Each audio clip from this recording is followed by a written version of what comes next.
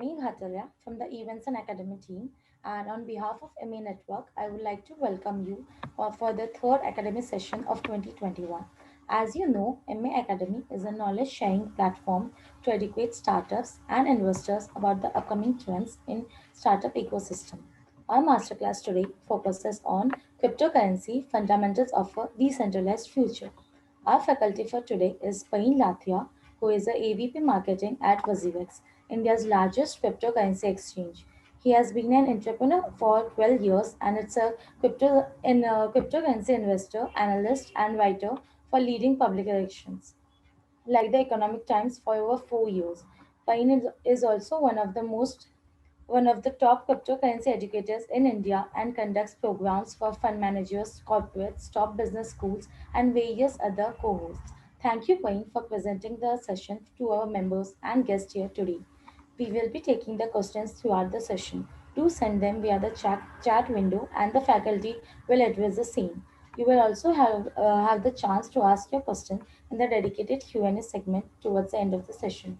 I know the audience is waiting to hear from you, so without any further ado, over to you, Pari.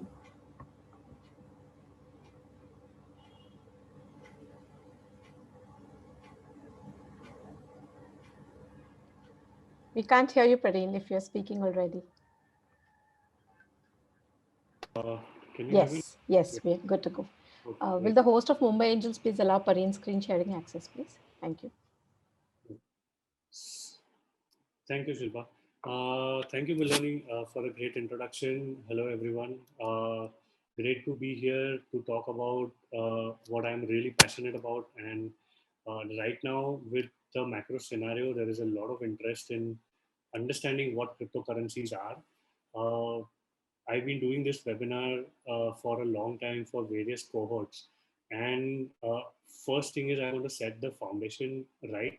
So let me tell you why we need to even do this, right? When we got Facebook, we did not need to do such a webinar. Why? Because it is not as complex as cryptocurrencies are. So cryptocurrencies are generally known to be very complex, and they also come at an intersection of a lot of subject areas. So I may be a great programmer, but I cannot understand the economics side of, let's say, Bitcoin or any other cryptocurrency that you may have encountered, right? I may understand the monetary side of it, but I may not understand how the entire algorithm works. So when we say cryptocurrencies, uh, let me tell you how many subjects. So these are the subjects that we have to look at it from. So this is just one topic, but it comes at an intersection of economics, politics, psychology, cryptography, game theory, monetary policy, information technology. All of these you can use any lens that you want to use. Okay, I could just talk about cryptocurrencies from a monetary policy perspective for 3 hours, right? uh, that is why this is very complex. And when we get into a topic like that, it's very important to understand why this even exists place. Okay, so the way we will do this webinar is I will take you through the background, which is the fundamental foundation of why even invent these things, right? What is so special about Bitcoin, let's say, that we don't have in INR or anything like that. And then we will slowly move into understanding how these work.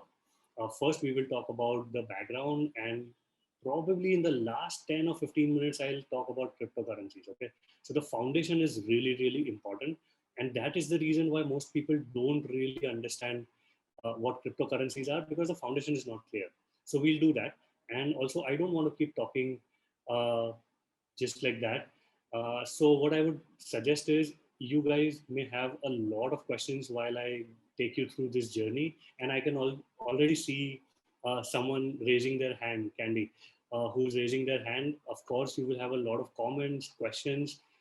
The way we would go about this is keep posting them in the chat panel. Okay. Right now, the chat panel is the way we can interact, because there are 83 people on this webinar. Okay, so we can't unmute each and every one of you. But if you post your question in chat, what I will do is I will take it up whenever it comes in the flow. So there's a flow to this webinar, and I will take up your question. Even if I don't take it up immediately, at the end we have a long question and answer session, and I will take it up. Uh, we have time till 7 o'clock. I will try and answer as many questions as possible. Uh, but the most important thing here is to understand the foundation first. Okay, before you get into what cryptocurrency should I buy, why does cryptocurrency even have value, who backs it, and how the government is dealing with it, everything will be answered. But before that, if you don't understand the financial foundation part of it, it's very difficult. So today, out of all these lenses that we see, what are we going to look at this as is economics. So first, foundational level, we have to understand the economics behind these cryptocurrencies to get an idea of why these even exist. Okay, and then probably you can look at it from different perspectives and get an idea. So let's dive into our curriculum. So this is the first question. Okay, I've done this webinar for large hedge fund cohort manager cohorts, uh, finance students from IIMs, IITs, uh, and I always start with this question first. So, what according to you guys is money? Right? Everyone talks about money. World moves through money, right? But do we know what money really is? That is something that we have to clarify first before we get into this. Someone's saying audio not audible. Is it audible, Sita? Am I audible or not? Yes, Pareen, you are audible to us. Okay, great, great. Please go ahead. Maybe you have. Maybe you can, Pareen, just speak a little louder. Okay, I'll do that. Or maybe I'll take it a little closer. Have an idea. Okay, so someone said instrument to exchange value. Mr. Anil Kutty said instrument to exchange value. Is there anyone else? Anyone else has any take? Nothing is stupid, okay? I'm not looking for any technical answers. We are not going to go technical until at least next half an hour, okay? So right now we are all doing 101, right, of cryptocurrencies. So store of value, exchange of value, okay, great. Someone needs to say 2000 rupee note is money. If you don't say that, then you're not taking it seriously. A medium of exchange of goods, okay, this is technical. A lot of people understand this, that's great. Money is something that's value and allows me to exchange it for something you want. This is the basic definition. That's amazing. Someone who's using iPhone chat is saying this. So if you ask a 12-year-old kid, this is the answer that you will get. Uh, Someone finally said 2000 rupee note, right? Okay, so decentralized. This is too early to talk about decentralized in this particular webinar. So let's take these definitions that I've got and understand. Okay, so someone said that money is something of value that allows me to exchange for something else. Perfectly legitimate definition, but let's analyze this, go a little bit deeper. So let's say if I give you my iPhone and you give me, let's say, something else, does iPhone become money?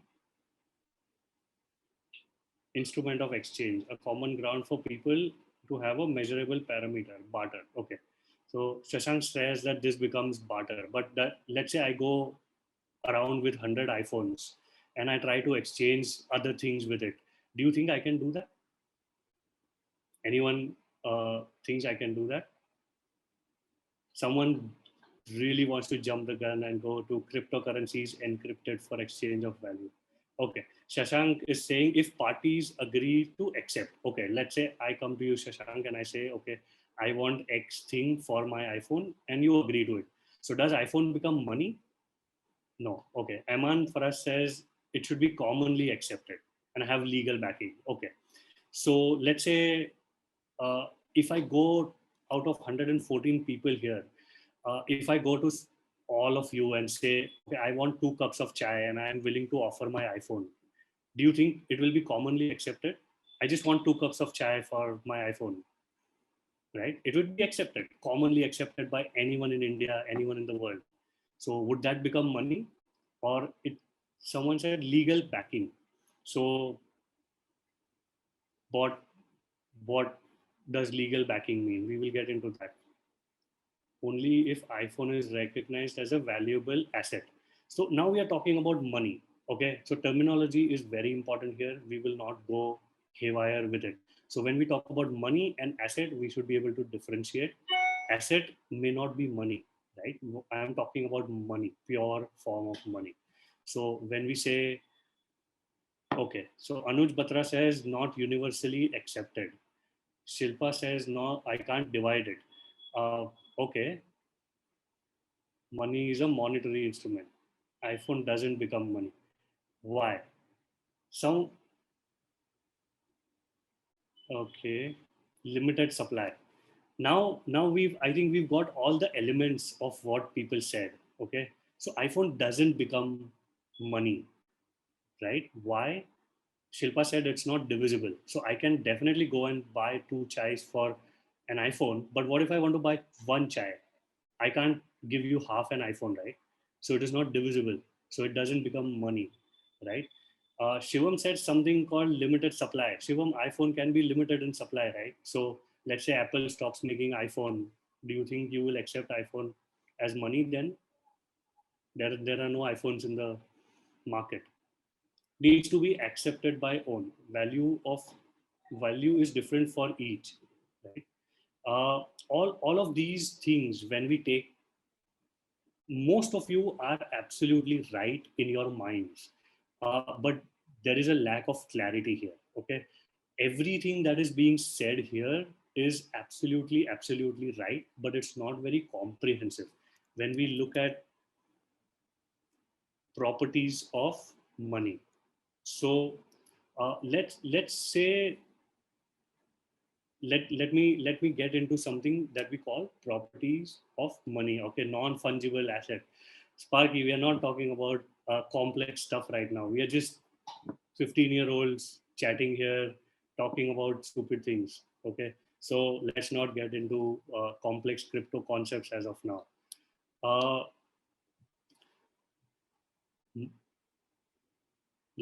Let me tell you that we as human beings, okay, our forefathers, our ancestors have tried using way too many objects as money in our history. Throughout our history, they've tried to do that. What has been used as money? We've used everything from stones to cows to barley, shells, absolutely everything. These experiments have been done already. We are just not thought about this. This webinar is to tell you how the 2000 rupee note that is in your pocket today came about to be. No one absolutely knows what was there before these INR or USD notes that we see every day, right? So understand first that when you want to understand money, you have to understand the history of money. And throughout our history, which spans more than 30,000 years, okay, there were gold coins, there was barter system, of course. We started with barter, but very quickly we moved on to other things. People have tried using various objects as money, but since so many years, now we are using something which is made out of paper, uh, and it has some numbers on it. It has a government stamp on it. So how did this happen? And why did this happen? This tells us a really great story. Okay, if you analyze this entire history, you will see that your points here in the chat are all answered. Why did we not use stones as money? Why don't we use it today? Because they are not limited in supply. Stones are absolutely everywhere, right? They need to be limited in supply. 2000 rupee note, although not really limited, but it's still scarce compared to stones, right? Uh, like I said, I can't give you half an iPhone for one chai, right? So your money has to be divisible. Today we have 50 paise, at least some of us use it, and right from 50 paise to 2000 rupee note. So INR is highly divisible, right? When we get into trading, uh, or doing business with any kind of money, we need money to be portable. So why don't we use cows or any other heavy object like barley as money today? Because it is not really portable. Why don't we use shells as money today? Because it's not durable. We need something that has all of these properties. I'm not making this up because history said this. That's how our ancestors and forefathers have come down to one amazing thing that has all of these qualities. Okay, what are these qualities?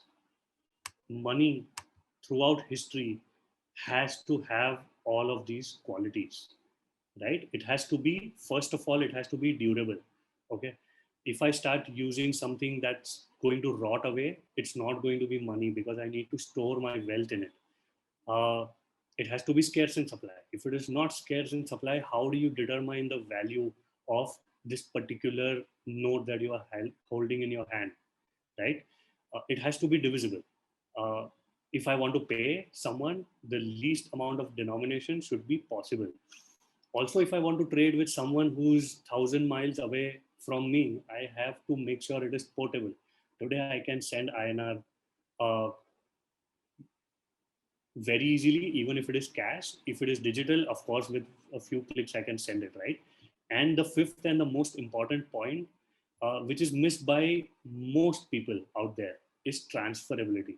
Something that's very important is, today you take 2000 rupee note from your pocket and you hand it to me. I am the owner of that. You get your phone out, you log on to your bank's app or Paytm or Google Pay, and you send something to my account, and I own it. So it's very easy to transfer money today, right? But uh, when we look at uh, history, there is something that imbibes these qualities and also is not being used as money today. What is that? No one has. I'm really surprised that no one has talked about that particular object as money as of now. Of course, gold, right? Gold is the only commodity or object that has been used as money for the longest time in the history of humanity, right? So why are we not using gold anymore? Primary problem with gold is divisibility. Out of all the properties that I just showed you, if you look at everything, gold is of course durable. Gold is super scarce in supply. Gold is portable. If you give it to me, it's transferable. Only problem that gold has, it's not divisible. That is the only reason why we got to this. Before we move on to how we came from barter to stones to cows to gold and then to our 2000 rupee note, there are technical terms for these properties. Okay, what we've discussed is a 12-year-old's definition of what money is right now. uh, Yes, Jason is saying coincidentally, private gold ownership was illegal in the US.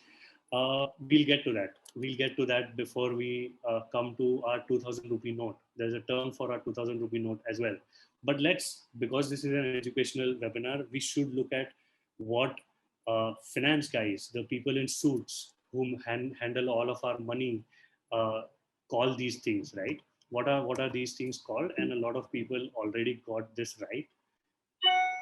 When something is durable and scarce, it becomes store of value. So gold may not be money today, but it is still an amazing store of value, right?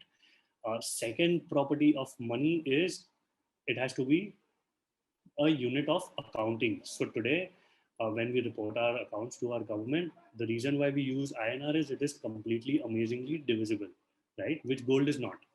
And then third most important thing is it has to become a medium of exchange, which is properties of portability and transferability for this to absolutely happen, right? So how did we come from gold to our money? Let me just take you through that very quickly.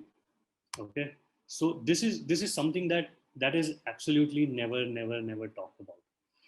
I will talk again, like all of you are 12 years old. I don't want to get technical about this, but not too long ago, Okay, not too long ago, people actually valued gold really, really highly, because let's say, on the Silk Route, China wants to trade with Rome. China had its own currency, Rome had its own currency. How do you trade? How do you determine what is the exchange value of X currency to Y currency? How do you do that? Gold was the standard to do that. When civilizations, monarchy started expanding, it evolved into democracy. We had something called classical gold standard. And this is classical gold standard is probably just about 150 to 200 years old. Uh, what is classical gold standard? Classical gold standard says whenever there is a currency issued by a particular government or a king, it has to be backed by gold, absolutely 100% backed by gold. Unless you have enough gold, a king or a country cannot really print your own money, right? How many of you think that this rule still exists? Is there anyone who thinks that this rule still exists, that Indian government or American government or any government can go ahead and print money even if they don't have gold? We have too many people who are really informed. I think a lot of crypto folks have joined this. For me, this is the first time. But if there is anyone, please don't feel shy. It's perfectly okay.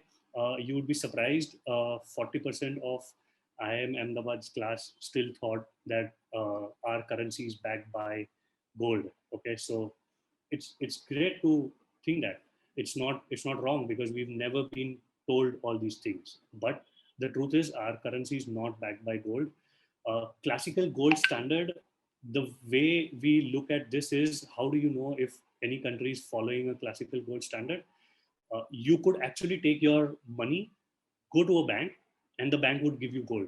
Bank would have to give you that much gold. Do you think that would happen today? No, it wouldn't, right? uh, so classical gold standard was abolished because some governments thought that banks and citizens are not capable enough to hold their own gold. So what they did was they moved to something we call the gold standard. So gold standard means when the government holds all the gold and they issue a paper currency against that, right? So whenever a government holds gold, they could really print exactly the same amount of money as the amount of gold that they are holding, or they could just feel free to print a little more and a little more and a little more and a little more, right? This is what happened in the last century. So this is going from gold standard to abolishment of gold standard. I know someone already understands that 1971 uh, US government abolished the gold standard, and most countries in the world abolished gold standard. What this means is government could really print any amount of money that they wanted, right? So today, if government wants to print money, they can just go ahead and print any amount of money. Of course, now we are still talking like 12-year-old children. Okay, so when you talk to someone who's in finance, they would say, no, no, government can't print money like this. The technical term for this is called quantitative easing, uh, issuing of debt. There are quite a few technical terms to be that the system uses, right? One other thing that I would like to do here is, a lot of people might be curious about verifying these things, also reading more about these things. So I will paste certain terms in the chat window that probably you can Google after this call to check how it really, really works. Okay. So one of the things that you should really, really read about is quantitative easing. Okay. Quantitative easing is a term used for blatantly printing money. But how it works is really technical. It would be amazing if you are interested to know more about it to Google this after this session, right? So 1971 onwards, now we've moved to fiat system. So coming back to our question, uh, all that we discussed, was to lay a foundation to understand why cryptocurrencies and specifically Bitcoin really exists. Okay, so forget about cryptocurrencies. Right now, we're talking about Bitcoin, specifically why it exists. It exists as a hedge against this printing of money. Okay, so what happens is when governments keep printing this money all the time, value or cost of everything around us keeps going up. Okay, so when probably 12 years ago, where I stay in Mumbai, a chai was about 3 rupees. Today it is 15 rupees. What happened in these 12 years? What really happened in these 12 years? Why is it happening? Economists say this is inflation. It has to be controlled under certain level.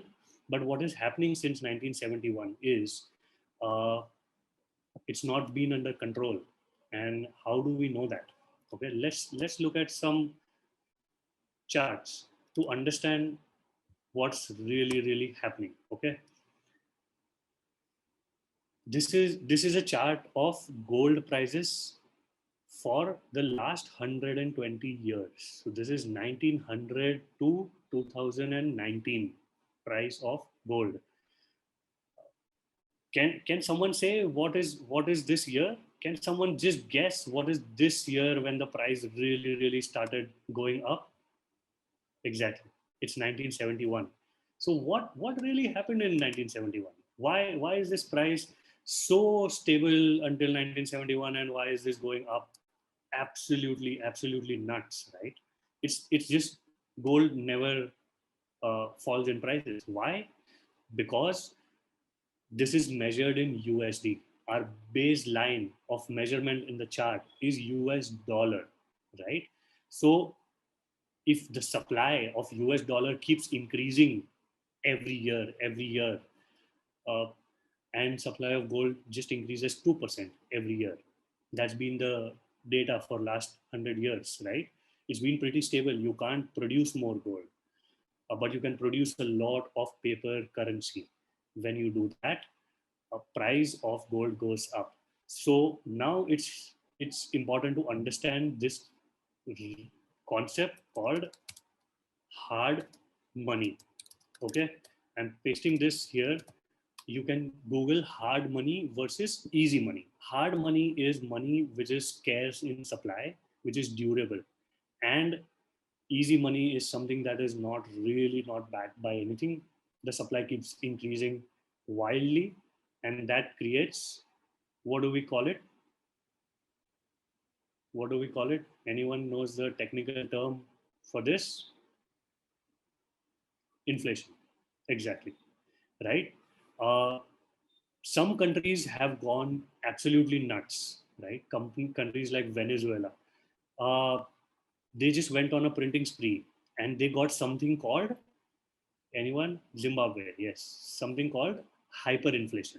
Okay, exactly. Hyperinflation is a scenario that seems rare right now, but it is not that rare. There are at least 15 countries who have experienced this in the last century and this century. There have been civilizations that have fallen because of hyperinflation. So it is something that we have to be careful about. And as individuals, what do we do to counter inflation or hyperinflation? Park our money in hard formats. What is a hard form of money?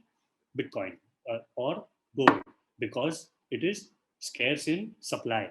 It doesn't increase in supply.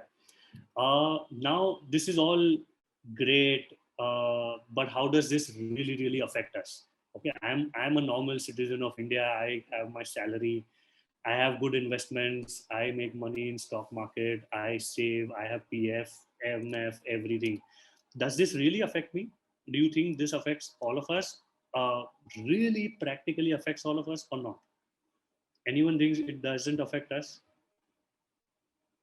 I would really like to answer your questions if you think it doesn't affect us.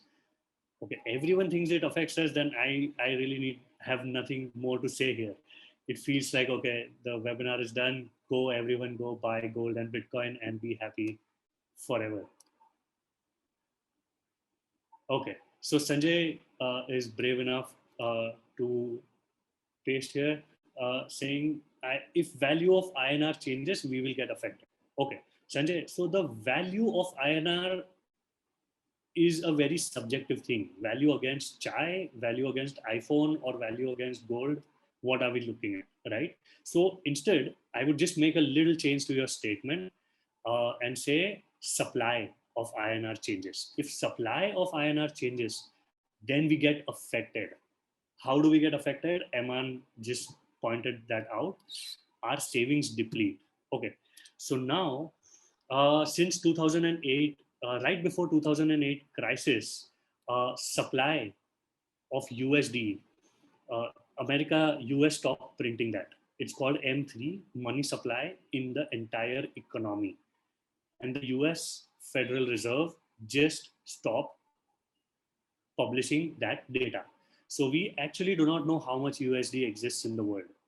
Absolutely no one knows.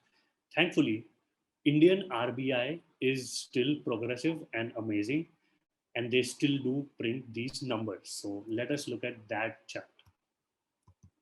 So what is the supply of INR? This is quantitative easing in India. How does this graph look to everyone? Any comments on this graph? This is the money supply in India.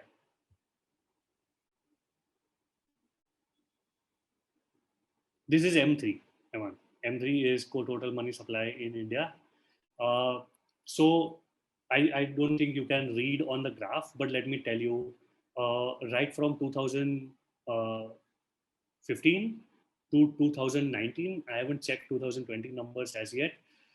From 2015 to 2019, uh, Indian government has doubled the money supply. Does anyone understand the implications of this? Double money supply in 4 years means what is the level of increase per year? 25%. What is it that you are earning on your FD? So what's happening? You're losing, your savings are depleting without you even doing anything. Your savings are depleting. Okay, so when a government prints 25% more money every year, and people like you and me are making 10% a year, or 8%, 7%, stock market 15%, what is happening is we are losing that extra purchasing power. So when we turn 60, 70, today we have a retirement plan, savings plan, and we think, okay, when I am 60, I will go ahead and buy that bungalow in Lonavala, and I am saving every month for that SIPs, right? Uh, we have a plan in place, but these calculations are going to go for a toss because Sai said devaluation. Exactly. This is what is called devaluation. The technical term for this is debasement. If you check, debasement is a really umbrella word for any kind of devaluation that happens, right?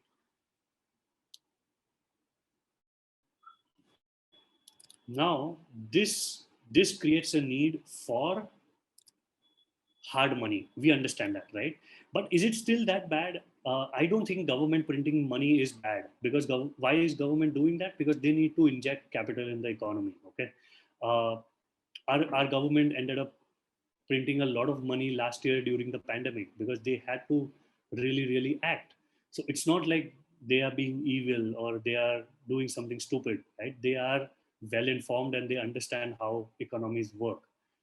As individuals, of course, we can go and buy hard money and be happy that our savings are not being depleted. But then there is one very important implication of this printing of money. What is that implication? Okay, I have to answer Rohit's question because that is super relevant right now. Uh, Rohit asks, why is the inflation not super high? So, Rohit, whenever there is an injection of such large amounts of money in the economy, inflation catches up with it. inflation doesn't happen overnight. It's not like the money is pumped into the economy and it's in all of our hands equally. Okay. So your question also connects me to my next slide, which shows another implication of what happens when you have money. Okay, this data is not available for India, so I have to keep bouncing between US data and India data. But this is US data from 1971. Do you see the top two lines? Coincidentally, golden and silver. These are top 5 percentile people in the US, wealthy people, really, really wealthy people. Top 10 percentile, and these are all common people like us, the bottom lines. Okay, 50th percentile, 20th, 10th percentile is the poorest of the entire country, right? Do you see what's happening here? Do you see the divergence in this graph? Why are these people getting more money and these people are not? This line is almost flat. Anyone wants to take a guess at why this is happening? Harish, US debt doesn't have anything to do with this because US debt belongs to every citizen out there, whether you're wealthy or whether you're not. Why is there a difference between the top 5 percentile who's getting richer and rest of them are just slogging away? Why? Capitalism is a very we are not here to pass any moral judgments. Okay, so one thing that I would like to clarify is when we look at money, uh, people always tend to end up blaming the rich, blaming the government, blaming this, that. No, it's all about understanding and knowledge. Okay, no one is trying to keep anyone else poor. Everyone's just doing their own best, and we have to objectively, without morality, look at why things are happening, right? If you want to be in the top 5 percentile as well. So Sanjay is saying they have invested in instruments beyond USD. Yes, that is one reason. Of course, definitely they may be a little smarter when it comes to their investments. Putting money to work is a very vague thing. Shashank is saying keeping in hard money. Yes, that's one thing, but there is no real data to validate that they are keeping it in hard money. Gagan says poor are working for money, rich are building assets. All of this, all of this is moral judgments. Okay, all of this. No one is stopping anyone from building any assets. Okay, its law is the same for everyone. Money is the same for everyone. Compounding and higher savings, not really. Okay, let me keep aside all moral judgments and get into technicalities. Here we are here to talk about factual data-based analysis. Okay, so when we say quantitative easing or when we say any kind of printing more money, we have to also look at how this money is distributed. How is this money distributed? Okay, it's not like US Federal Reserve prints this money and then gives it out to people. Pandemic may it happen, okay, understood. But even the stimulus check that is given to all these people out there is low compared to all the money that is being printed by the US government. Okay, so let me give you some other shocking statistics. uh, Out of all US money supply today, 25% was printed in 2020. So imagine a country that's what, like 150 years old, they print money for 150 years. So since at least 1971, they're printing money. And just in 1 year, they've printed so much money. Uh, Out of all the money that's been printed, the stimulus check is really minimal, right? And this is still a pandemic scenario. In normal years, they don't give stimulus checks. So distribution of this printed money happens via businesses, via banks. Okay, so what happens is the Federal Reserve prints this money, gives it to banks, and then the banks lend it out to businesses who end up employing people, pay them salary, and also distribute dividends, right? That's how distribution of money happens. So when this happens at every stage, there is certain money that goes away. So people like us who are getting salaries. If Indian government ends up printing 100 rupees today, we end up getting something like 15 to 20 rupees. This is just a industry guess figure. There is no hard evidence to back this, but this is what is believed to really reach what people call trickle down economics. Okay, so trickle down economics has been fed to us for a long time, but the amount of money that's trickling down is very, very low. That is why there is an income gap, wealth gap. As long as governments keep printing money, the wealth gap will keep increasing. That's why we have the richest of rich in Mumbai, and we also have the slums in Mumbai where people live 15 people in one small room, and then we have large billionaires building mansions for them, right? Rich are getting richer not because they are evil, Harish. That is what I'm trying to say. Rich are getting rich not because just because they are smart. It's because the system is designed to distribute it unequally, right? And the design of the system is not by some evil design as well, uh, but it's just how our economy is working because we are all investing in what we call fiat. Okay, you should also Google the definition of fiat. Today, all the money in your pocket, in your bank account, in your Google Pay, XYZ, wherever it is called fiat. You should check the definition of fiat. Exactly says something that is backed by nothing. So your 2000 rupees note is backed by absolutely nothing, right? So that is some background of why we need Bitcoin in the first place, right? So all of these things, there was some guy, girl, or a group of people called Satoshi Nakamoto. This pseudonymous person uh, saw all of these things, and when they saw this, they ended up creating something called Bitcoin. What is Bitcoin? It is essentially a decentralized form of storing your value. Okay. A lot of people, when they hear of cryptocurrencies, they feel that, okay, this is currency. So if you use Bitcoin, no INR, no USD, we will just crash the system. No. What Satoshi has done essentially, and we are still understanding this, okay? No one knows who has invented Bitcoin. Uh, there is no company called Bitcoin. There is no entity called Bitcoin. Bitcoin doesn't operate in any jurisdiction. It is completely decentralized, peer to peer. The closest example to Bitcoin is torrents. Okay, most of us have used torrents, BitTorrent, right, to download files. How does it work? It works amongst peers. So Bitcoin essentially works like that. It is peer to peer. Today, what happens is if I send, let's say, 100 rupees from my, let's say, digital wallet to your digital wallet, how does it happen? First, it goes to, let's say, Paytm, then it goes to my bank, then it goes to your bank, and then it comes to your Paytm, right? That's how it works. So there are at least two parties involved, even if our banks are the same. Sometimes three parties are involved.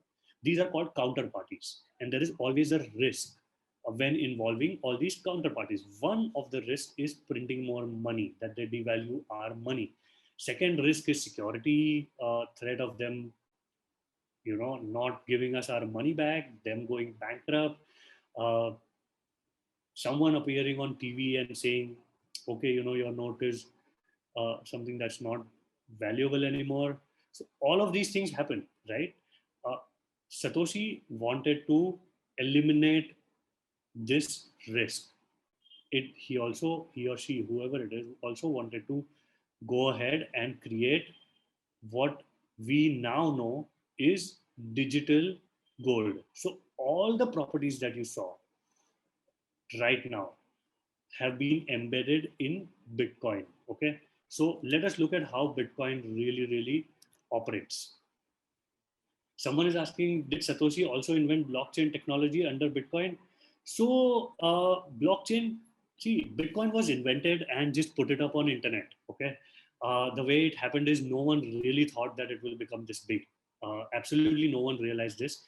Even now, we don't understand a lot about Bitcoin. We are just discovering stuff in the hindsight. So blockchain technology is just a derivative. It's a distributed ledger. Okay, if you understand how Bitcoin works, you will know how blockchain really works. Let me tell you some let me give you some background about what Bitcoin is. Okay, so it was invented in 2009, not too old. The core functionality of Bitcoin, why it becomes so valuable, is it is limited in supply. There can only be 21 billion Bitcoin in existence, ever. Absolutely ever, only 21 million. How do you think this is protected? It is protected by cryptography. That is why it is called a cryptocurrency. Okay, cryptography is a whole different subject altogether. If someone is a mathematician, I would urge them to go and look at cryptography behind Bitcoin. One important thing to do here also is to read Bitcoin's white paper. Okay, Google this. Sanjay is asking Bitcoin is backed by what? I will answer that, Sanjay. We will take that up later. Having that's too complicated, Srinivas, but maybe I'll answer that if there is enough time at the end. Okay. So quickly tell you, this is not limited by any geography. It is global. Today there are miners on nodes who are working across the world, and there is no geographical boundary. One important quality of Bitcoin is it is immutable. So what this means is once I send you money, you can't that transaction cannot be reversed. Okay. Once I send you my Bitcoin, absolutely no one can reverse this transaction.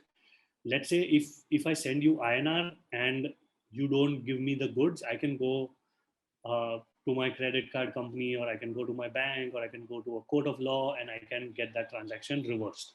Why? Because these transactions are essentially a big ledger. So to understand Bitcoin, you have to understand what your money is. If you open Paytm today and see 10,000 rupees balance in it, or if you open, let's say, I have a Kotak Bank app which shows me 10,000 rupees as my balance. What is that exactly? It's not notes. It's not paper. What is it exactly? It is just a ledger entry in Kotak Bank's database. That's all it is, right? If Kotak Bank server goes away tomorrow, of course they will have higher security and they will have, I'm not saying it will happen, but hypothetically, if we were to say that it will happen, my money is gone. Because who knows that Kotak Bank really owes me 10,000 rupees? That ledger entry. That's it. Most of the digital money right now is just ledger entries. What Bitcoin does is it takes this ledger and makes it decentralized. So the most important thing today, why Bitcoin and cryptocurrencies are gaining momentum, is because they are decentralized. So what happens is Bitcoin essentially is a large ledger where it shows all the transactions. Okay. So if I send you Bitcoin today, you send it to someone else sends it to someone else. All these transactions, right from 2009 to today, have been recorded in one ledger. And this ledger is being hosted on millions of nodes. Okay. And these nodes and these transactions are being secured. They are being secured by cryptography. Who runs this cryptographic program? Miners. So miners are people who have large hardware infrastructure. When, let's say, I send one of my Bitcoin to Shilpa, uh, how do you know that she's received it? Because my request will go to the miners will take it in a particular block, and when miners take it in a particular block, they see this is a legitimate transaction, and they process this transaction in a particular block, and then they send it to Shilpa's wallet, right? So when this happens, miners gain rewards. We are not getting into mining and economics of Bitcoin right now, but if you are interested, you should check this out. Mining economics of Bitcoin is some of the most fascinating stuff that you can ever read about Bitcoin. Okay, this is very similar to gold mining in terms of its mathematics, but of course it happens digitally, so it's very different that way. But this is how the transactions are processed, and when the transaction is processed, there is zero third party involved, right? If one miner shuts down, there are 10 other miners doing it. The miner doesn't know who this Bitcoin belongs to because they are only seeing my wallet address. They are not seeing who is behind this wallet address. And I don't know who the miner is, right? So this is how all of it is decentralized. Bitcoin started this entire movement, revolution, and the industry. This is the start of decentralization. Now, someone mentioned blockchain.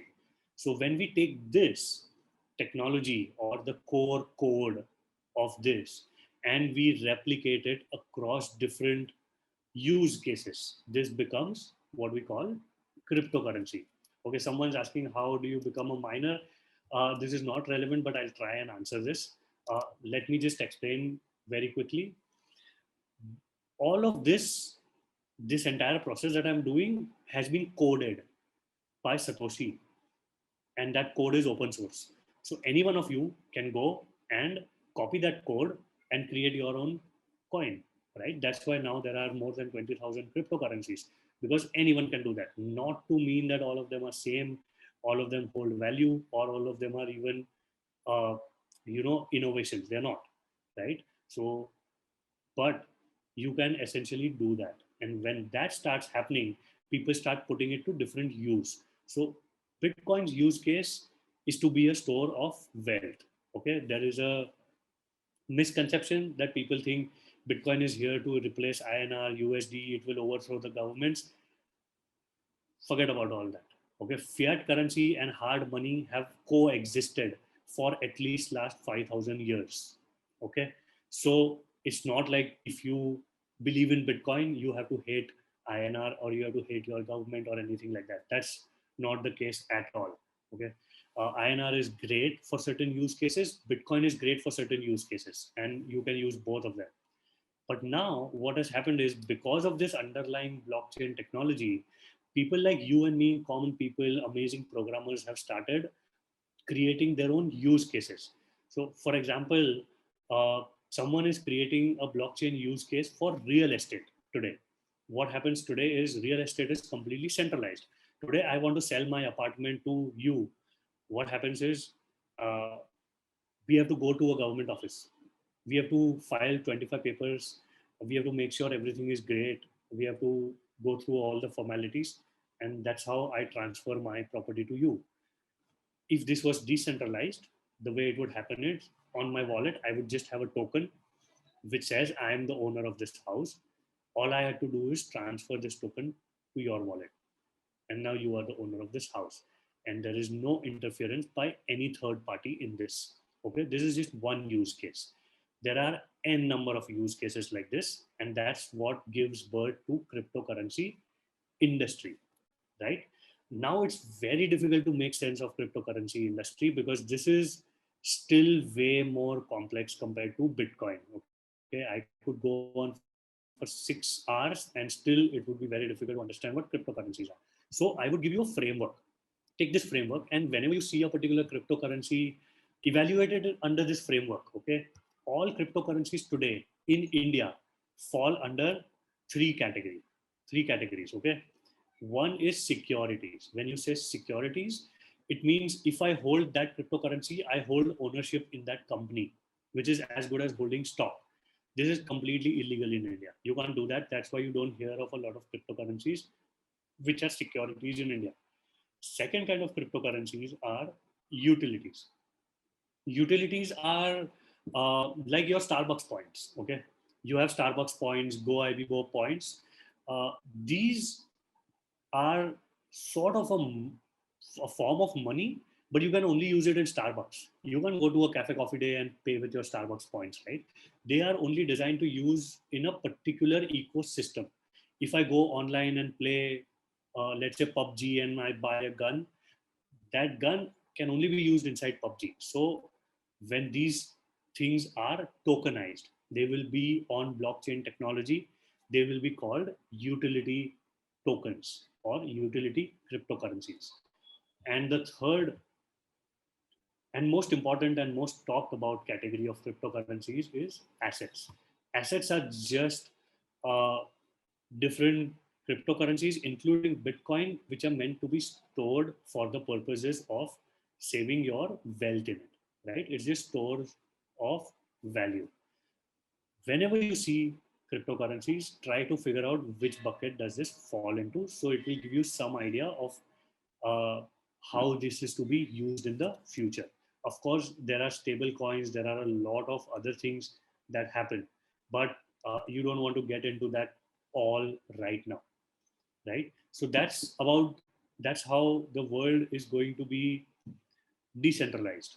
Okay, in the future, uh, mostly in the next 10 years, my understanding is that most of us will be using cryptocurrencies for various purposes, not just for payments, not just for utility, but a lot of other things. Anything that is decentralized will be on blockchain and will be governed through cryptocurrencies. Okay, so one again, another interesting thing is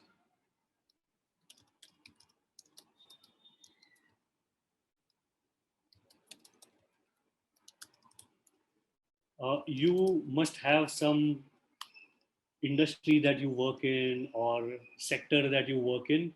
Go ahead and Google this. How will crypto impact XYZ industry? Just replace XYZ with whatever your industry is. Okay, you may be in banking, you may be in insurance, you may be in travel, transport, uh, real estate. Absolutely every industry is going to be impacted by crypto in the next 10 to 20 years. Uh, how will it be impacted? Your particular industry, what are the projects that are trying to revolutionize your industry? If you Google this, you will find information. Every industry, there are some projects trying to implement blockchain, right? Even Indian government is trying to implement blockchain on a large level. Telangana government has started implementing blockchain on uh, real estate projects. So all of these things will happen. If you learn about it right now, you can at least reasonably understand what's going to happen in the future, how it's going to impact it, right? So that's how the world will be decentralized, and which was the main topic for what we were discussing. Now let me, I think it's almost 6:30, let me start taking all the questions. Some people are really interested in complex stuff. I will try and answer all the DeFi questions, but I don't want others to feel left out.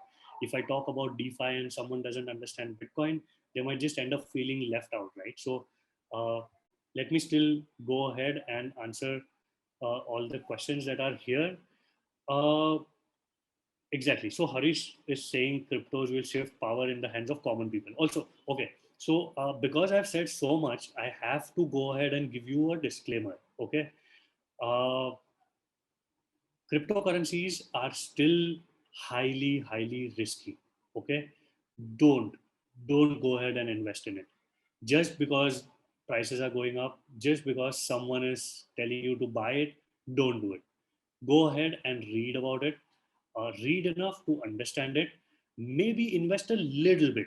Maybe, whatever is your capacity, invest 1,000 rupees, okay, invest 10,000 rupees, okay, whatever is it is that you're willing to lose. Okay, understand that you can lose money very quickly in cryptocurrencies.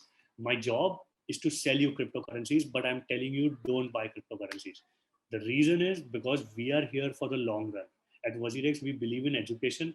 We don't believe in selling stuff that is going to harm you in the long run. Okay, so learn more about it as far as possible, and when you get comfortable, when you have enough knowledge, then you go ahead and slowly start buying this.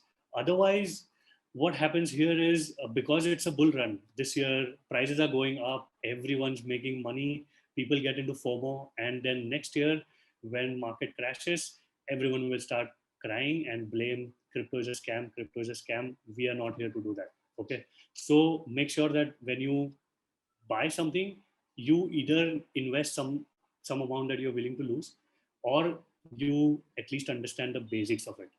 A lot of cryptocurrencies are still operating on a really uh, experimental basis. There's no other word to say that, but they are experimental, right? So for them to mature, it takes a lot of time. So don't go ahead and invest in XYZ cryptocurrencies, because there are going to be too many people trying to sell you cryptocurrencies this year. So don't do that. Now let me go ahead and answer the questions. Uh, Okay, Shivam is asking first. Okay, this question, yes, I think asked crypto legality in India. Crypto is completely legal in India, absolutely, as long as you buy it from a KYC exchange. Don't go ahead and do black transactions. Buy it legally and make sure you pay tax on it. A lot of people don't understand that this is not a revolution where we are overthrowing the government. We are strengthening our country with this innovation. And how do we do that? By paying taxes. If you make profit, go ahead, consult your CA and pay taxes on it. And it's completely legal as of now. There is no problem with it. Also, legality, you asked specifically about India. Let me still talk about the rest of the world. Crypto has been accepted by most of the developed nations. The US, Canada, Australia, EU, Japan, China, all of them have accepted crypto and Bitcoin, and it's completely legal. They are looking at regulating it. Okay, it's a high risk industry. So, of course, so that investors are protected, a government will try to regulate it. And that's exactly what Indian government is trying to do, to regulate it to protect investors, which is completely fair and accepted and welcome by the industry. So that's about it. Uh, Okay, too many questions. Someone asked tax rates on crypto. I'm going to pick questions that I know are going to be useful to you. So you end up taking away something.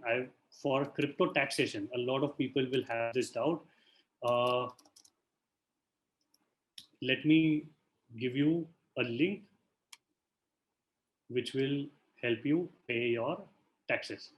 Ideally, what you're supposed to do is go and consult your CA or lawyer, but most CAs and lawyers still don't understand.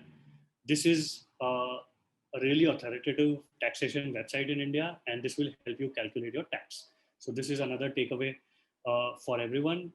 Please pay taxes. Don't skip on that. Okay, that's the biggest challenge. Also, one myth is that Bitcoin and a lot of cryptocurrencies are not traceable. So okay, I can do whatever I want. That's so not true. If you do something shady with Bitcoin, be sure that the government is going to be on your doorstep someday, not today, maybe a year later, maybe 2 years later. It's completely traceable. Okay. So don't do shady stuff with cryptocurrencies. That's what gets the industry a bad name. Okay. I'm sure this question was going to come. What about banning Bitcoin in India? Uh, right now, there is no talk about banning Bitcoin in India. The media has misreported it. What government has said right now is that they are going to prohibit private cryptocurrencies with some exceptions. Okay, we have zero clue about what the government is planning. There is a bill that is supposed to be presented in the parliament. We have zero clue of what bill is, but this is pretty positive. So Arun is asking, what is a private cryptocurrency? No clue, absolutely no clue. Bitcoin and Ethereum are public cryptocurrencies. Uh, Private cryptocurrencies may mean crypto tokens or may mean something else. We have no clue of what the government is. Until the bill is on the floor, we will have no idea. But we believe at WazirX, we believe in Indian government, and we know that they are progressive and they will take good steps towards positive regulation. They will not go ahead. Cryptocurrency now is $1 trillion industry in India. There are 7 million people who hold trade crypto, and it's $1 billion industry in India. So they're not going to shut down the entire industry for sure. Okay. So, oh, someone asked about farmers protest. This is completely off topic. Okay. Private cryptocurrencies, all these questions, just no one knows what private cryptocurrencies government means by private cryptocurrencies. Okay, so let's just wait for them to tell us what they mean, and we will take it. But it will be positive. It will not be negative as far as we can see. Uh, okay, this another question I was expecting. Uh, RBI is said to be launching its own cryptocurrency, which is digital rupee. Amazing. It is called something called CBDCs. Okay, another thing that you can Google is CBDCs. CBDCs are central bank digital currencies. These are just digitization of our existing currency. Okay, it doesn't mean if RBI comes up with digital rupee, it doesn't mean Bitcoin loses its value. Or if people start buying Bitcoin, it doesn't mean INR starts losing its value. This is the biggest misconception because of the word crypto and currency. Uh, Bitcoin is not currency anymore. I can't go and pay for my chai with Bitcoin today. It takes half an hour for one Bitcoin transaction to go through, and the fees are through the roof. So right now, Bitcoin is only a store of value. There are people working on Bitcoin to make it scalable, fast, cheap, all of that. It will take some time. We are hoping it happens someday. But till then, look at it like digital gold. Don't think that because RBI is coming up with a currency, this loses its value. Or if people are fighting for Bitcoin, RBI's currency loses value. Both will coexist for sure. Harisha is asking about STO. STO is too complex for most people to understand, Harish, as of now. So I won't take that. Uh, there are a lot of cafes in US that accept. So BTC payment is completely legal in US. Okay, you can even pay taxes in BTC. So it's, I mean, question of legality in my mind doesn't arise at all. You can absolutely pay anything in BTC in the US. Even in the EU, most countries you can. So yeah. Uh, okay. Too many questions. Let me pick some great ones.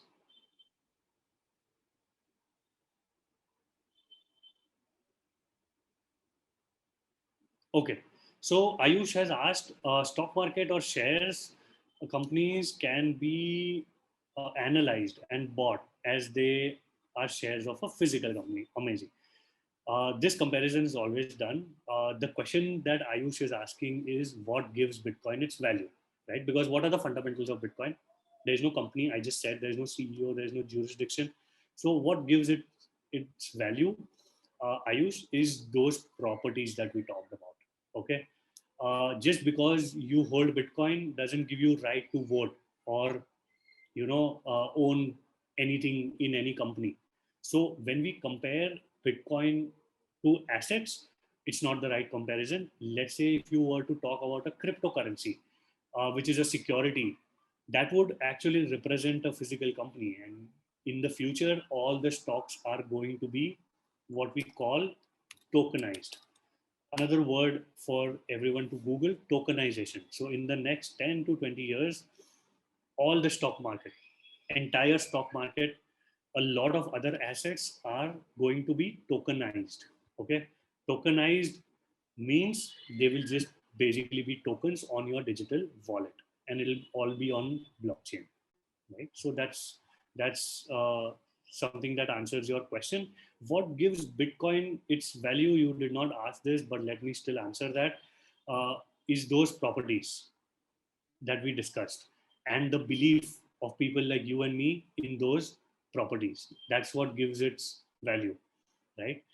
There are economics behind it, but I can't get into that. It's just way too much.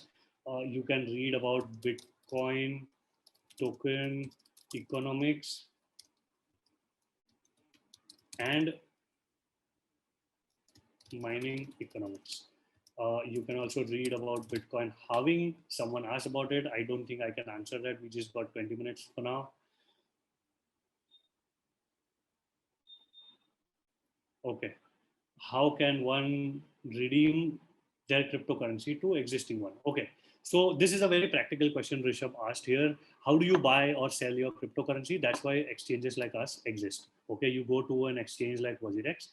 Make sure again you go to a KYC exchange. Don't go to shady exchanges just because you want to save on taxes. Once you go, you just create an account, do your KYC, deposit your INR, trade. Once you have some profit, you sell your Bitcoin or crypto for INR and then take it into your bank again. It works exactly like stock market, and the interface is pretty similar as well. So that's about it. Uh, Crypto ETFs. Okay, ETFs are not legal in India as of now. Funds, pools, not legal in India as of now. So stay away from these things in India. What are other credible cryptocurrencies? Okay, so this is a very tricky question. Absolutely no one knows. Okay, most cryptocurrencies are an experiment, including Ethereum. Dogecoin is a meme coin. Okay, so stay away unless you are just in it for the fun. Stay away from most cryptocurrencies if you don't understand what the fundamentals are of this. Okay, uh,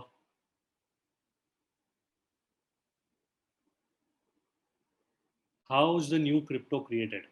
Sanjay, essentially you just go, you copy the code, you put this code on other server and rename the cryptocurrency, and that's how you start. Let's say Sanjay coin. You can start a Sanjay coin with that. The technical term for this is called forking, but yeah, it's the layman's definition of how a crypto is started. Any view on ARP, Ripple, Madhura? Uh, it's an important question that you are asking. ARP and Ripple, right? I'm not the right person to answer. No one is the right person to answer. Don't go and rely on an expert, not even on me. Absolutely no one. Because no one has done enough research on any of these things. If someone is trying to recommend or sell a cryptocurrency to you, if you buy it without your own research, you are in for trouble. Okay, that's important. So XRP had, yeah, I understand you're talking about XRP, but XRP has a pending SEC lawsuit on them. We have no clue of what they have done, what they are doing, and there is little transparency when it comes to cryptocurrency. So you can't check Ripple's balance sheet like you can check, let's say, Reliance balance sheet. You can go ahead and check it, right? So you know what you are paying for when you buy the share, but you can't do that for cryptocurrencies. So it's important that you stay away from anything that you don't understand. See, again, someone's asking, what about Tron? I have no clue, and no expert has any clue about these things. So, Pareen, I'm going to interrupt you for a second and I'm going to ask Chani to pose to you a few questions that we received from our participants offline. I know we have many questions here, but just a couple of them from our offline Sure, queries that we received. Over to you, sure, Chandi. sure. Thank you, Shilpa. So, Pareen, someone has asked us, how do I protect myself if I invest in cryptocurrency? So there are various risks when it comes to cryptocurrencies. First risk is holding cryptocurrencies. Okay, uh, I explained how banks are counterparties, right? In cryptocurrencies, banks are not involved at all. What happens here also is that the bank used to protect your money. Now, when you hold Bitcoin, you are in charge of your own money, which is great. It is freedom for you from the bank, but it is also responsibility because you have to protect it. Let's say you store it on a hardware drive and you lose that hardware drive, your Bitcoin is gone. You can't recover it ever. So, first risk is custody risk. This is called custody risk. You have to understand how to take custody of it. When you come to WazirX or any other exchange in the world for that matter, we take care of custody for you. Some people prefer to buy it from an exchange and then store it with themselves. You could store these cryptocurrencies on your laptop, on your mobile, on a hardware wallet. When you do something like that, you are completely responsible for the custody. So you have to make sure that you don't lose it. You have to make sure that you don't connect it to public Wi-Fi like Starbucks, railway stations, because there are people trying to take hold of your cryptocurrency. Always there is a security threat when you are holding significant funds in cryptocurrencies. So you have to protect yourself. Make sure that people understand what are the basic security measures. One thing I would like to emphasize, although this is really technical, is to enable 2FA in whatever app you are using. enable 2FA. Don't, if someone doesn't know 2FA, don't even buy cryptocurrencies, okay? Because you are not equipped to deal with it.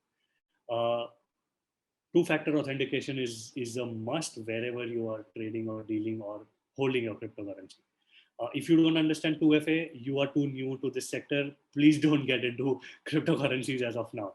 But this is the essential security measure. Apart from custody risk, there is also risk that, volatility risk, because cryptocurrencies are extremely volatile. Someone asked about XRP, Dogecoin. These currencies are extremely volatile. This is the risk. And the third risk is the regulatory risk, right? XRP, Ripple was sued by the US government. If something like this happens, immediately the price falls. So you are taking all these risks. You have to understand that. And to be secure, you have to take measures to protect yourself against all of these things. And if you can't protect, at least be knowledgeable enough to understand how much you are going to lose before you buy, right? So, yeah, I hope that answers that. Absolutely, Pareen. Then the next one is, what may be the likely social impact of cryptocurrency in India and what needs to be done to improve it? Wow, this is an amazing question. So, social impact of cryptocurrency in India is going to be massive because we don't have banking penetration as yet. Okay, so cryptocurrencies are a boon. Who's the second largest user of Bitcoin after US? It is uh, Nigeria. Okay, Nigeria has maximum usage of Bitcoin. Why? Because there are not enough banking systems in Nigeria. India banking penetration is really low. uh, so when cryptocurrencies are mass adopted, uh, bottom of the pyramid, whatever it is called, all the unbanked people in India are going to have immediate access to storing their wealth in a digital form. Also, something like DeFi, which is decentralized finance, is going to give access to lending, insurance, and a lot of other products to people in villages in India. So that social impact is going to be massive in India. Something like, let's say, peer-to-peer lending, right? Right now, a person in the village has to go to a bank and apply for a loan, which is tedious, technical. They don't understand how to do that. They have limitations because they don't have Aadhaar card or they don't have credit scores, anything like that. But with cryptocurrencies, there are decentralized lending platforms that are coming up now. They could just go and borrow money from people like us. Okay, there is no bank involved. Now, when that happens, someone like me sitting in Mumbai can lend money to someone who's sitting in a faraway village in Maharashtra. And when that happens, that's revolutionary. That's absolutely revolutionary. And we don't even know each other. And we can do that. So that's decentralization for you. Best resource for learning about DeFi, I will give that. Let me just paste some links out here. Janny, you can go ahead and ask the next question. I'll find. Sure. Yeah, I was about to do that. So the next one is, can we teach this subject in schools? We work with schools, like the person who has asked us. Of course, I've been teaching this to various people right now, and I think kids understand this extremely well because they don't have preformed notions about what money is and what it is not. They actually understand it pretty well. Our idea is that government should teach about money. What I told people right now, government should actually teach this for primary kids to understand what money really is, because money is changing all the time. Today we have Bitcoin, tomorrow there might be something else. Okay, but when something like that happens, common people like us, I was never taught anything like this. I had to lose a lot of money trading and learn to understand all of these things. So we are preparing uh, content for all of these segments as well. Amazing. Okay. Okay. So the next one is, will central banks remain relevant if cryptocurrencies become the norm? Is RBI coming up with Indian cryptocurrency? What are the legal challenges to invest in currencies outside India? So see, a lot of Bitcoiners are pretty fanatic And I get a lot of hate on Twitter and other places where when I say that central banks will still exist, Bitcoiners, a lot of them want to believe that this will wipe out every establishment ever. But if you study the history of money, last 5,000 years, it will not happen. Central banks are playing an important role. Our RBI is doing amazing work. Our banks are doing amazing work, and they will exist. Okay, we are not fanatics. We are here to understand that Bitcoin has value, but what central banks are doing has amazing value as well. So it is not going to be like central banks will become irrelevant. Of course, central banks will have to factor in all these decentralized assets, P2P lending, regulate them, which is happening. And that is a very positive step to work together. It's not like central banks will lose its value. Never. Okay. Pareen, now you can take questions from the chat as per your. Yeah, we still have a host of questions, but I think there are too many here on the chat window, Pareen. So I think go with these. I'm just trying to find something that will appeal to a lot of people. Uh, Salim asked something which is very practical. If government goes ahead and bans cryptocurrency in India, would the people lose their holdings? So Salim, let's first stop using this word ban. Okay, the government hasn't used this word ban. So why are we using this word ban? This is a media problem. Go ahead and ask Bloomberg, ET, CNBC journalists and say, where did you read this word ban? Absolutely no official communication says the word ban. Okay, it's prohibition of private cryptocurrencies with exceptions. Okay, so we don't know what is going to happen. So I can't answer your question. Is a very blanket question. Personally, I hold crypto, and I don't think we are going to lose our holdings because government may come up with a bill where it regulates illegal uses of crypto, and that's legitimate. Of course, they should do that. There are a lot of frauds and scams happening. They should regulate all of that.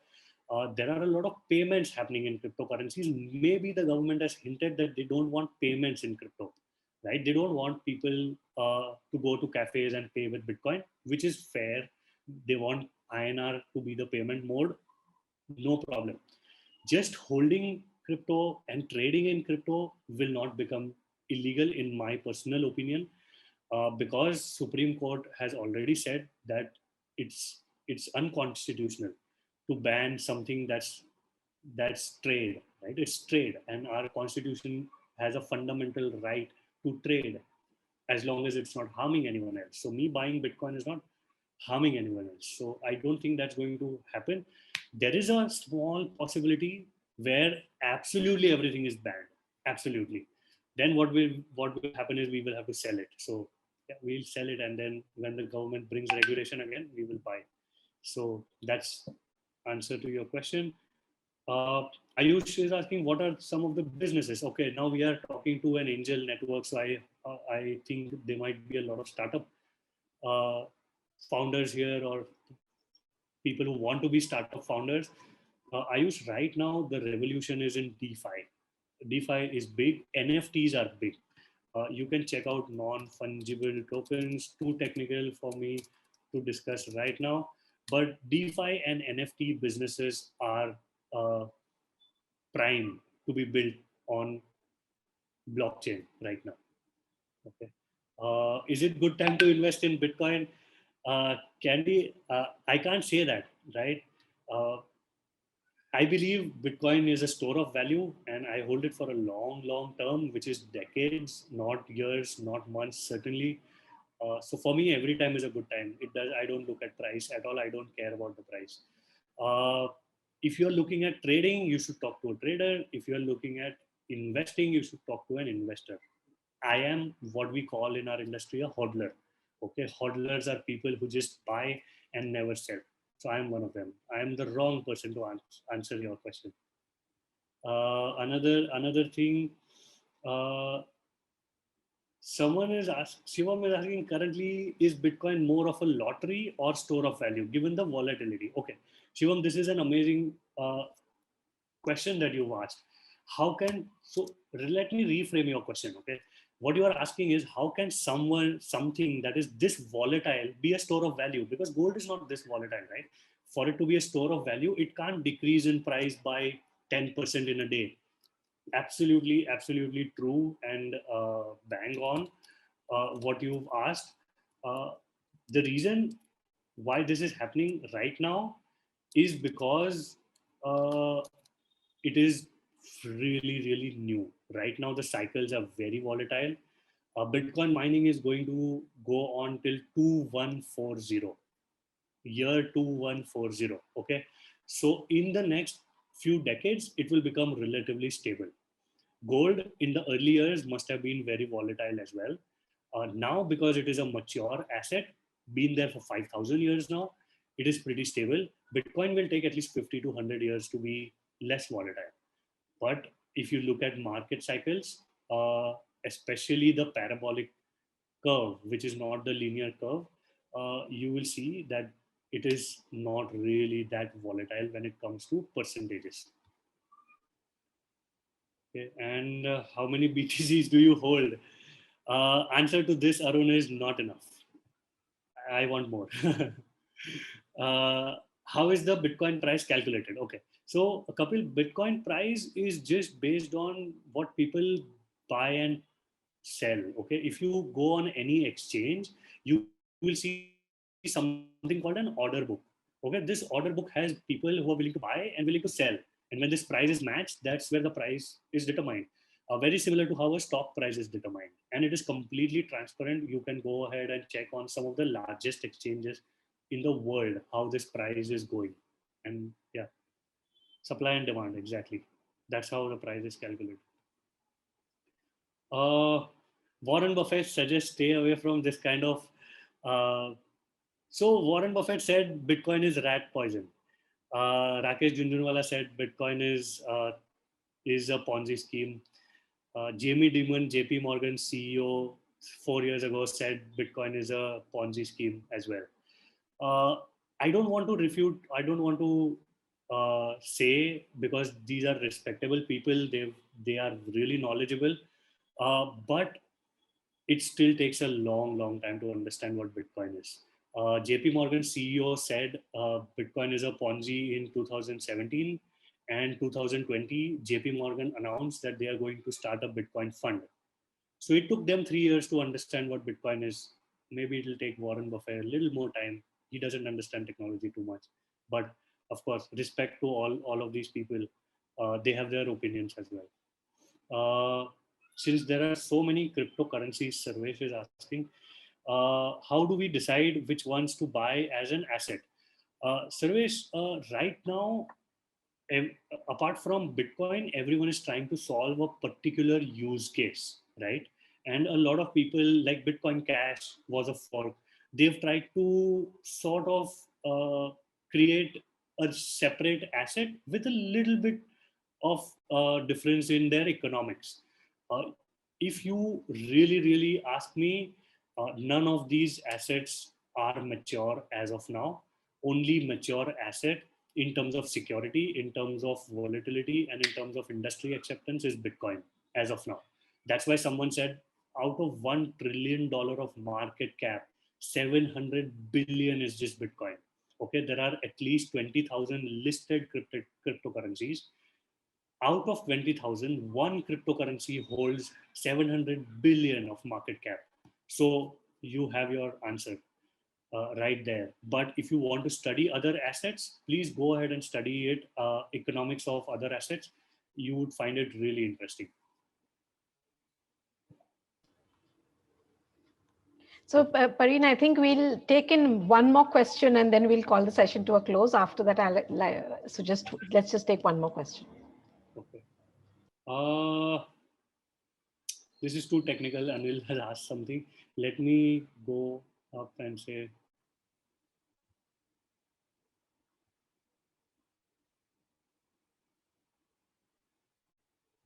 too many repeated questions. Okay. Someone someone said that why will government not crush Bitcoin, given that Bitcoin will lead to loss of control over its residents. Uh, Shivam, this is again that duality where you are thinking that because people are adopting Bitcoin, governments will lose control over their citizens. That's not going to happen. Okay, governments are doing a fantastic job. We need them, and we need the RBI. We need the banks as well. It's not like they're going to go out of business. Did you see just because Ola and Uber came, everyone else did they go out of business? Did the railways go out of business? Did the flights go out of business? No, right? They have their use cases. Railways have their use cases. Buses have their use cases. Look at it that way. Don't look at these assets as it's not a binary choice. So the government will not crush Bitcoin if citizens are benefiting out of it, because at the end citizens like you and me, when we profit, we also end up paying taxes. It's $1 billion industry in India. Imagine if all of us start paying 100 $200 million of tax. That would be great for the government and for the country. Yeah. Why would they want to ban it?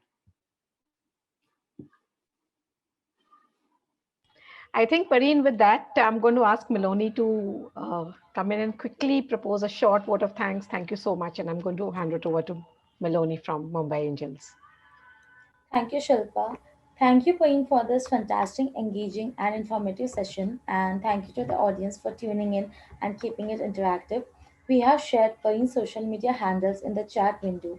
Please feel free to reach out to him in case there are any queries that you may have which have not been completely addressed in this session.